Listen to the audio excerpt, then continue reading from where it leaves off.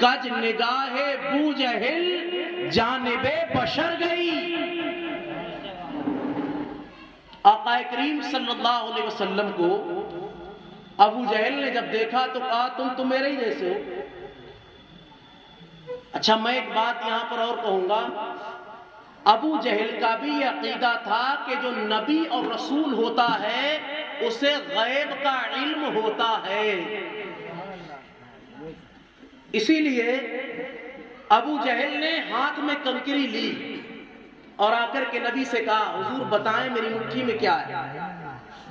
آقا مسکرائے، فرمایا میں بتاؤں یا جو تیری مٹھی میں ہے وہ بتائے میں کیا ہوں؟ بڑا کر رہا تھا تو یہ بول پڑا میں تو جیت گیا۔ ڈبل کریے وہ کیا بولیں گی جن میں کبھی زبان نہیں؟ آقا فرماتے پوچھ تو صحیح، تو پوچھتا کہتا حضور نہیں بولتی۔ میرے آقا نے اشارہ کیا، نبی کی انگلی کا اشارہ ہوا، قربان جاؤ کنکری نے کلمہ پڑھا، اشہد ان لا الہ الا اللہ وحدہ لا شریک لہ واشہد ان محمدًا عبدہ ورسولہ۔ اللہ ایک ہے، وہ تنہا ہے اور آپ اللہ کے رسول اور اس کے بندے ہیں۔ ابو جہل نے دیکھا تو بول پڑا معاذ اللہ محمد تمہارا جادو تو کنکریوں پر بھی چل گیا، تمہارا جادو تو کنکریوں پر بھی چل گیا، یہ بھی بول پڑی۔ لیکن میں عرض کروں گا اپنے نبی کی بارگاہ میں چلو، عالم تصور میں عرض کرو آقا ابو جہل نے پوچھا تھا آپ کی مٹھی میں کیا ہے تو آپ بتا دیتے کہ کنکریاں ہیں، اور کرم فرماتے تو یہ بتا دیتے کتنی بڑی ہیں، اور کرم فرماتے تو یہ بتا دیتے کتنی ہیں۔ لیکن اے مصطفیٰ آپ نے یہ نہیں کہا کہ تیرے ہاتھ میں کنکری ہے، آپ نے کہا کہ تیری مٹھی میں جو ہے اس سے پوچھ لے میں کیا ہوں۔ آخر اس کی وجہ کیا؟ عالم تصور میں نبی سے پوچھو، خدا کی قسم گنبد خضرا سے آواز آئے گی اے قادری اگر میں مٹھی کی کنکری بتا دیتا تو میں دیکھ رہا تھا ایک زمانہ آئے گا، ایک دور آئے گا، اس دور میں یہ انسان ترقی کرے گا اور ترقی کرتے کرتے اس مقام پر پہنچے گا کہ مشین کے ذریعے جب الٹرا ساؤنڈ کرے گا تو یہ بتائے گا کہ پت کے اندر پتھری ہے یا مثانے کے اندر پتھری ہے یا گردے کے اندر پتھری ہے، اور یہ بھی بتائے گا کہ کتنی ہے اور یہ بھی بتائے گا کتنی بڑی ہے۔ لیکن یہ دنیا کتنی ہی ترقی کر جائے، میں نے کنکری سے بلوا کر کے یہ بتا دیا یہ دنیا ترقی کرے گی، لیکن ترقی کرنے کے بعد یہ دنیا کبھی پتھر کو زبان نہیں دے پائے گی۔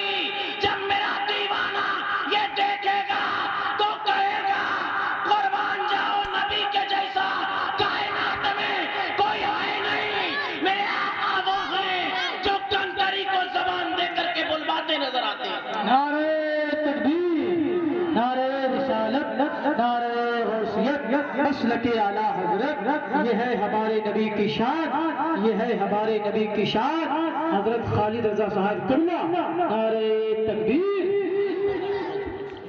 ایک اور کم کرتا ہوں، دیکھو ذرا سبحان اللہ، بے شک یہ دنیا ترقی کرے گی لیکن دنیا کا بسنے والا کوئی انسان پتھر کو زبان نہیں دے پائے گا۔ قربان جاؤ پتھر کو زبان اگر کوئی دے گا تو وہ آمنہ جلال دے گا۔ میں مانوں یہ بات۔ اور ابو جہل نے یہاں مانا نہیں، یہاں بھی نہیں مانا، کہہ کر کے بھاگ گیا تمہارا جادو تو کنکر پر بھی چل گیا۔ لیکن یہ ابو جہل ہے۔ میرے آقا گئے معراج کو، واپس آ رہے ہیں، جب واپس آئے مصطفیٰ جانے کائنات معراج سے تو ابو جہل ملا، اور ابو جہل سے جب ملاقات ہوئی نبی نے فرمایا کہ میں معراج کو گیا، عرش اعظم پر گیا، جنت کو دیکھا، دوزخ کو دیکھا، آسمانوں کو دیکھا، میں نے سب کچھ ملاحظہ کیا، بیت المقدس گیا تو ابو جہل یہ کہہ کر کے بھاگا کہ یہ تو نئی بات کرتے ہیں، یہ تو وہ بات کرتے ہیں جو عقل میں آتی ہی نہیں۔ اور کتنی دیر میں؟ صرف اتنی دیر میں کہ زنجیر ہلتی رہی، بستر گرم رہا، یا عقل میں نہیں آتی۔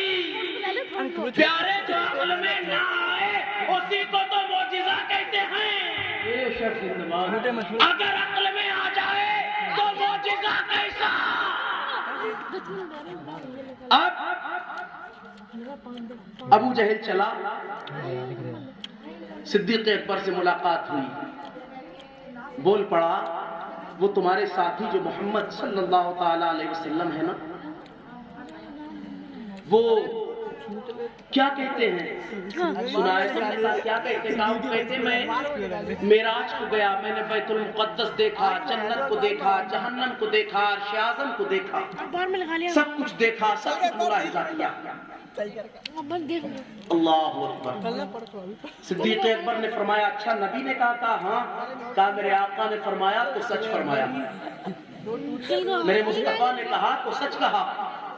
اب صدیق اکبر آئے بارگاہ نبی میں اور آ کر کے آقا نے فرمایا اے صدیق میں معراج کو گیا، میں نے جنت دیکھا۔ نعرہ رسالت، نعرہ غوثیت، شارع اہل سنت عمران برکاتی، نعرہ تکبیر۔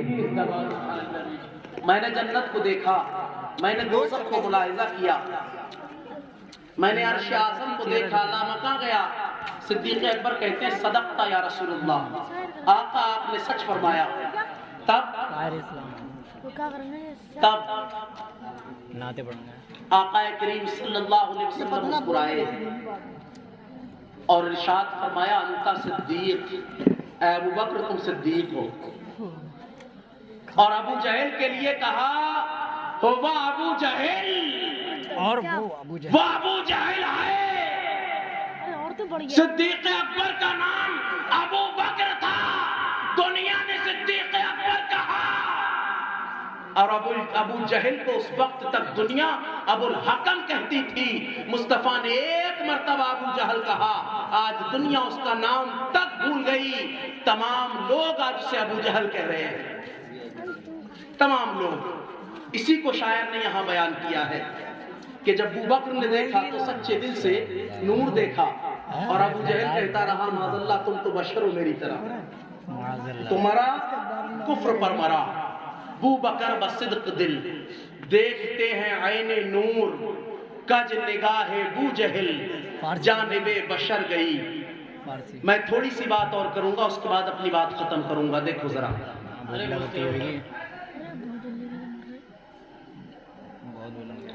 اور یہ میلاد النبی کی محفل ہے۔ آج تک ہم اسی میں ہیں کہ میلاد منانی چاہیے کہ نہیں منانی چاہیے، ہمیں جلسے کرنے چاہیے کہ نہیں کرنے چاہیے، ہمیں جلوس نکالنا چاہیے کہ نہیں نکالنا چاہیے، ہمیں لائٹیں لگانی چاہیے کہ نہیں۔ پیارے میلاد النبی کا، میلاد النبی کی دلیل ہمارے علماء آج سے نہیں ایک زمانے سے دیتے آئے، لیکن میں آج آپ کو میلاد کی دلیلیں نہیں دوں گا۔ آج سنی بھی آ کر کے پوچھتے ہیں صاحب بتاؤ یہ میلاد کہاں سے ثابت ہے، یہ کہاں سے ثابت ہے؟ صحیح بات ہے پیارے اب یہ نہ پوچھو، اگر پوچھنا ہے تو یہ پوچھو میلاد منانے کا طریقہ کیا ہے، میلاد منائی کیسے جائے۔ میں عرض کروں گا جب میلاد منانے لگ جاؤ، میلاد ہے کیا؟ حقیقت یہ ہے کہ ہم نے میلاد کو ایک رسم بنا کر کے رکھ دیا ہے، ہم نے جلسے کو، ہم نے جلوس کو ایک رسم کی طرح دیکھا۔ حقیقت یہ ہے کہ میلاد مصطفیٰ کا جلسہ یہ رسم نہیں ہے، بلکہ میلاد مصطفیٰ احساس کا نام ہے، یہ حساسیت کا نام ہے۔ سبحان اللہ، سبحان اللہ۔ اور کریں اور دیکھیں کیا ہے میلاد مصطفیٰ۔ جب میلاد منانے لگ جاؤ تو سنو، میلاد کے جلسے میں آؤ، باوضو آؤ، میلاد کے جلسے میں آؤ، با ادب آؤ، سر پہ ٹوپی رکھ کر کے آؤ، میلاد کے جلوس میں شریک ہو، باوضو شریک ہو۔ ہمارے یہاں رواج ہے جب میلاد ہم مناتے ہیں اور جلوس نکالتے ہیں تو ہم لنگر تقسیم کرتے ہیں۔ جب میلاد کا لنگر تقسیم کرنے لگو تو لنگر بنانے سے پہلے جب لنگر بنانے کا آپ ارادہ کریں تو خود بھی وضو کر لیں، اور وہ جو لنگر کو تیار کرے گا کاریگر، اس سے کہیں تو بھی وضو کر کے آ، اس لیے کہ دنیا کا ایک واحد تیوہار ہے کہ اس سے بڑا دوسرا کوئی تیوہار مسلمانوں کے لیے دنیا میں نہیں ہے۔ اگر سب سے بڑا تیوہار کوئی دنیا میں ہے خدا کی قسم تو مسلمانوں کے لیے سب سے بڑا تیوہار، سب سے بڑا فیسٹیول میلاد مصطفیٰ ہے۔ اس سے بڑا تیوہار نہ کل کوئی تھا، نہ آج کوئی ہے، اور نہ قیامت تک کوئی ہو سکتا ہے۔ بے شک اللہ، سبحان اللہ، بے شک۔ نعرہ تکبیر، نعرہ رسالت، نعرہ غوثیت، سرکار کی آمد، سرکار کی آمد، نعرہ تکبیر۔ دیکھو ذرا آج ہمارے یہاں کیا ہوتا ہے، جب میلاد ہم مناتے ہیں نا، جلوس نکلتا ہے تو عام طور سے لوگ جلوس میں کیا کرتے ہیں، لنگر کا اہتمام کرتے ہیں۔ بریانی بنائی اور اس کو بنا کر کے تھیلی میں پیک کر لیا، اور پیک کرنے کے بعد جلوس میں لوگ آتے جاتے وہ پھینکتے جاتے ہیں۔ میں یہاں پر عرض کروں گا یار، جب ہم اپنے بیٹے کا ولیمہ کرنے لگ جائیں نا تو اپنے بچے کا جب ہم ولیمہ کرتے ہیں تو ولیمے کا کھانا بھی کسی کو پھینک کر کے نہیں دیتے۔ صحیح بات۔ اور بیٹے کے ولیمے سے کہیں زیادہ افضل مصطفیٰ جانے کائنات کا لنگر ہے۔ جب بیٹے کے ولیمے کو پیک کر کے نہیں کھلاتے تو نبی کے لنگر کو پیک کر کے تقسیم کیوں کرتے ہو؟ یہ مصطفیٰ جانے کائنات کا لنگر جب تقسیم کرنے لگ جاؤ تو دسترخوان بچھا دو، لوگ آتے جائیں، انہیں بلاتے جاؤ، کھلاتے جاؤ۔ اور میں عرض کروں گا بہتر طریقہ تو یہ ہے، اگر کوئی غریب آئے نا تو اس غریب کو پہلے بلاؤ اور بلا کر کے دسترخوان پر ساتھ بیٹھا کر کے کھلاؤ، تاکہ اس غریب کو بھی احساس ہو جائے کہ مدینے والا جس دن آیا ہے نا اس دن مجھ جیسے غریب کی بھی عزت بڑھ گئی ہے۔ بولو یار، آقا کریم آئے ہیں، غریبوں کو عزتیں ملی ہیں۔ اور میں عرض کروں گا یہاں پر میلاد مصطفیٰ احساس کا نام ہے۔ جب میلاد کا دن آئے، جلوس کا دن آئے، اس سے پہلے بہتر طریقہ یہ ہے، جیسے عید پر جاتے ہو نا اپنی بیٹی کے یہاں، عید پر جاتے ہو نا عیدی دینے اپنی بہن کے یہاں، میلاد مصطفیٰ کی عیدی دینے بھی اپنی بہن کے گھر جاؤ، اپنی بیٹی کے گھر جاؤ اور جا کر کے اسے عیدی دو۔ وہ عید ہم اس دن خوشی مناتے ہیں، لیکن اس عید کو عید بنایا گیا ہے اس عید میلاد رسول کے صدقے میں۔ تو اے میری بہن، آج میں تیرے لیے نیا جوڑا لے کر کے آیا ہوں، یہ عیدی ہے تیرے لیے۔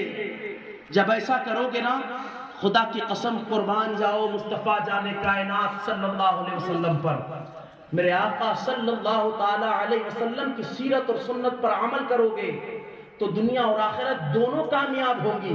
تم ایسا کرو گے تو اللہ تعالی عیدی دینے کا ثواب بھی دے گا اور صلہ رحمی کا ثواب بھی دے گا۔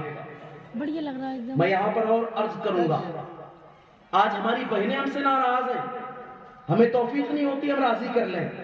ہمارا بھائی ناراض ہے، جب میرے گھر میرے بچے کی شادی ہوتی ہے تو میں شادی کے موقع پر اپنے بھائی کو راضی کرتا ہوں، لیکن جب عید میلاد رسول آئے تب لنگر